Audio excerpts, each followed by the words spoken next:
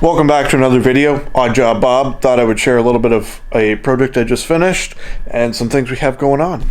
So, I am getting into building some furniture, some coffee tables, doing some different things. This is like a 4 or 5 hour sanding process for me to get it where I want. It involves sanding it down to about 600 grit, which is way finer than you would ever notice on wood. Usually you don't get much past 120, but then you wet the wood so it lifts the grain, and then you sand it again, and then you wet the wood, and then you sand it again. You do this a couple times and you end up with this absurdly smooth finish.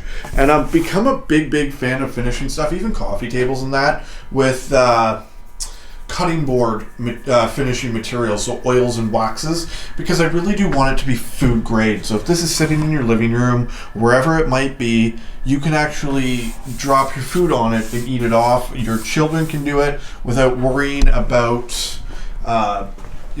contaminants or stuff that's not healthy to ingest. Obviously a nice piece of live edge black cherry finished to my preferred style, which is like a low sheen. It's just kind of timeless, as you can tell.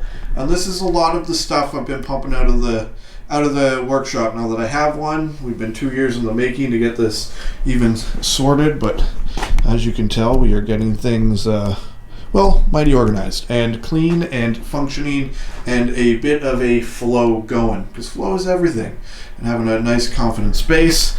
I did do a flat black, it's getting kind of dusty because we've been working on here, but a flat black metal support. I'm a big fan of the contrasting wood. Steampunk's my favorite genre.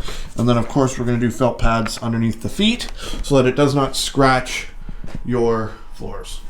On top of that, I did make it strong enough that you can also obviously sit on it or use it as a bench.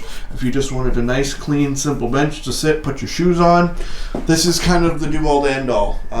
Coffee tables tend to be big, and when you're in smaller spaces and all you want is a spot to put your feet or a spot to set a drink, this is kind of the right size for me. It's about 34 inches long and 16 inches wide. It'll hold a plate, some drinks, sitting at the dining room table.